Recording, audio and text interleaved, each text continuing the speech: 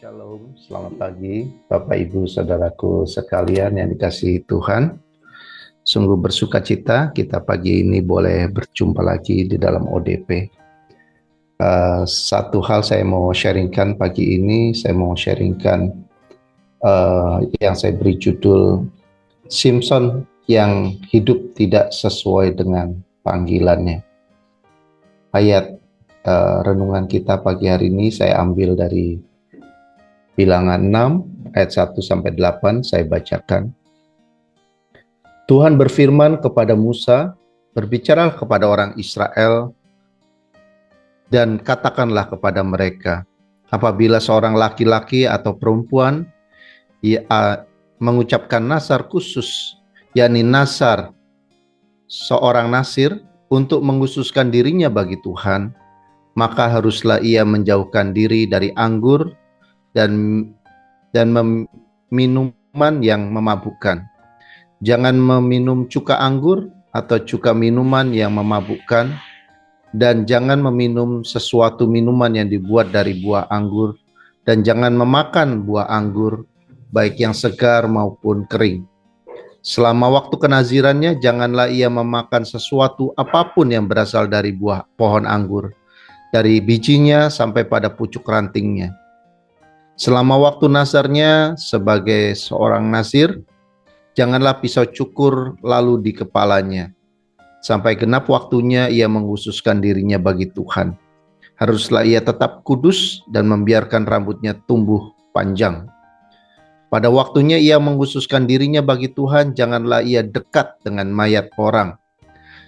Bahkan apabila mati ayahnya atau ibunya, saudara laki-lakinya ataupun saudara perempuannya, janganlah ia menajiskan dirinya kepada mereka.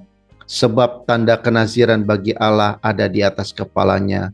Selama waktu kenazirannya, ia kudus bagi Tuhan. Bapak Ibu Saudara sekalian, yang saya bacakan pagi hari ini adalah sebuah cuplikan di dalam Bilangan 6 ayat 1 sampai 8 tentang seorang nazir. Simpson adalah seorang nazir yang mengkhususkan dirinya untuk melayani Tuhan. Dan di dalam ayat ini kita dapati ada 3 hal yang perlu dijalankan oleh seorang nazir Allah. Yang pertama, dia tidak boleh makan anggur atau produk-produk turunan daripada anggur. Bahkan pucuk pohonnya pun tidak boleh dimakan. Itu yang pertama. Yang kedua, dia tidak boleh dicukur rambutnya.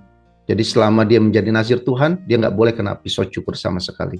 Nah, yang ketiga adalah dia tidak boleh menyentuh mayat. Baik itu manusia ataupun binatang, itu menajiskan dirinya. Bapak Ibu Saudara sekalian, kita akan kembali masuk ke dalam kehidupan Simpson. Sebagai seorang nazir Allah yang akan dipakai Tuhan secara luar biasa di dalam kehidupannya, kita tahu Simpson adalah seorang yang dipanggil dalam Hakim-Hakim untuk menjadi orang yang dipakai Tuhan untuk mengalahkan bangsa Filistin yang sedang menjajah mereka. Dan kita melihat bahwa kehidupan Simpson itu sebetulnya hidup yang penuh dengan urapan Tuhan. Kita melihat perjalanan di dalam kehidupan Simpson itu ada hal-hal yang luar biasa terjadi di dalam kehidupannya, sehingga Tuhan menyertai dia sampai dia bisa mengalahkan musuh-musuhnya.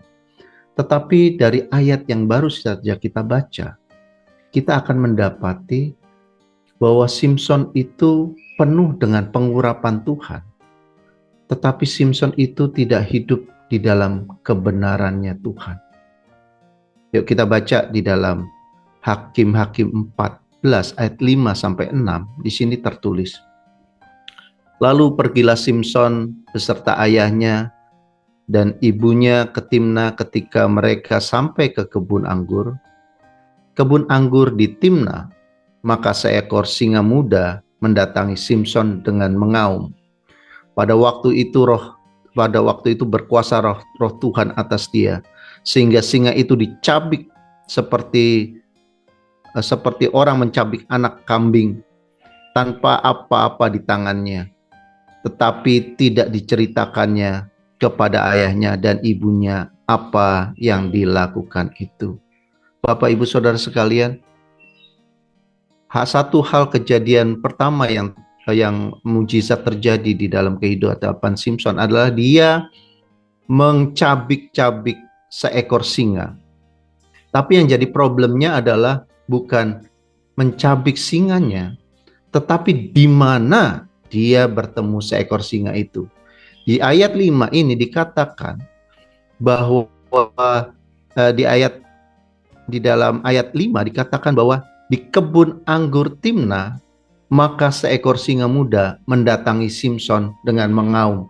Dikatakan singa itu datang ke kebun anggur di Timna mendatangi Simpson. Berarti Simpson ada di kebun anggur.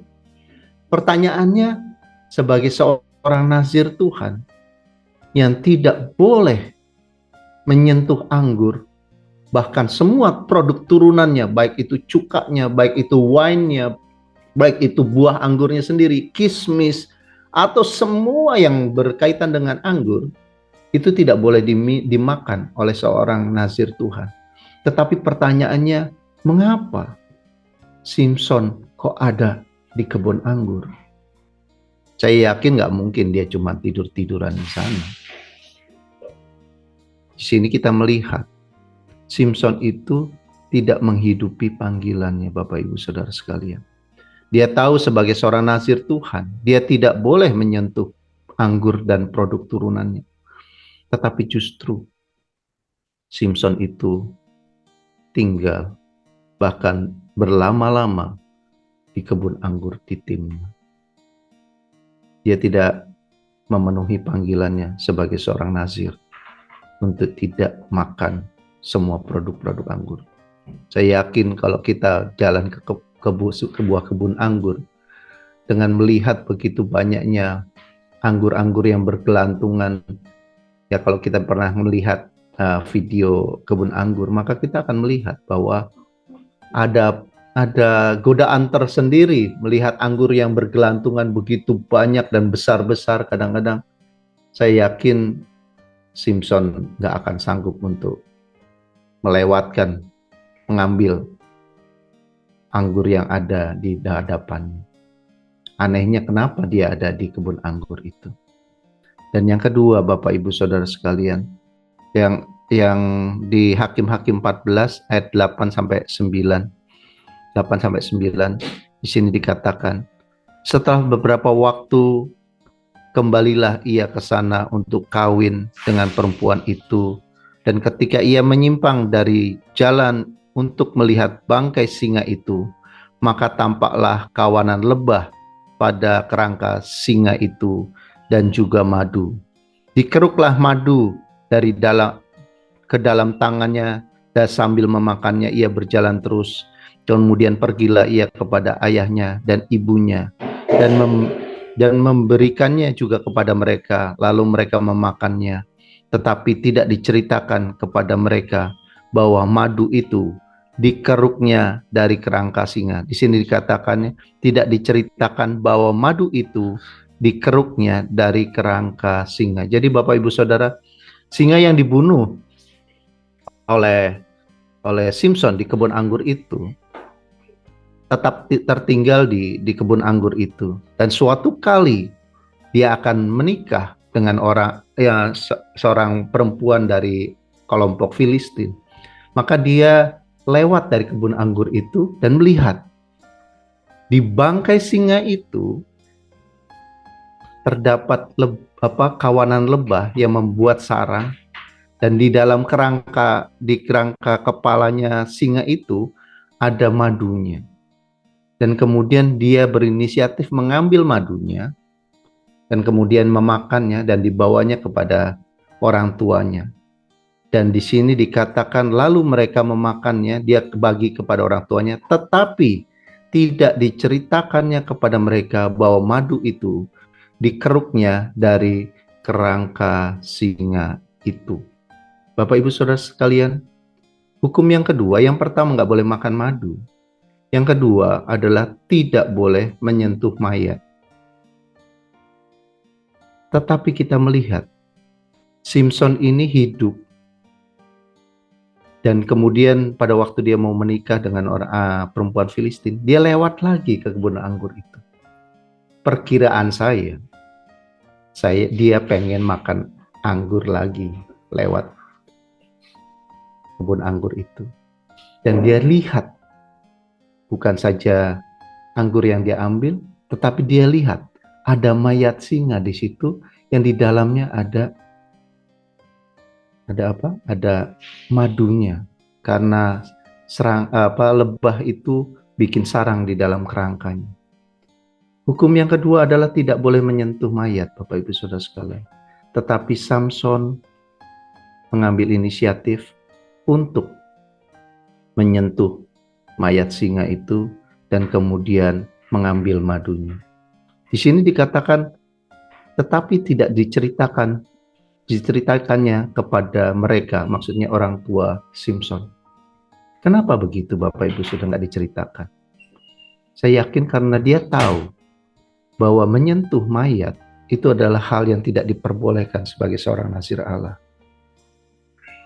Kita melihat lagi bagaimana kehidupan Samson yang tidak boleh menyentuh mayat, tetapi dia melakukannya.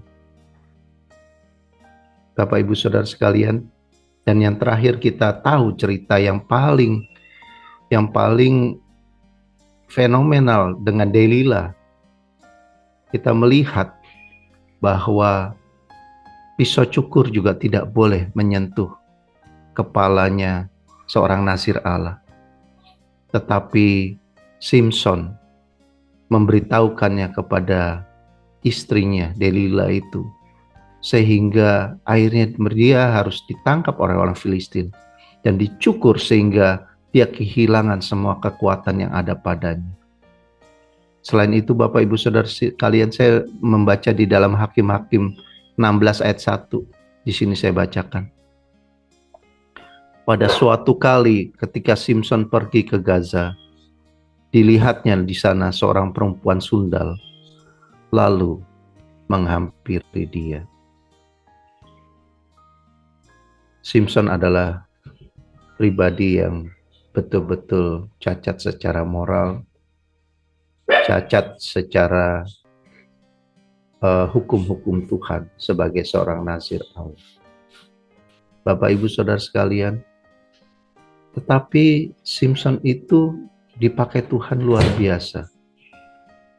Ada sebuah buku yang pernah saya baca, judulnya adalah Karakter versus Karisma.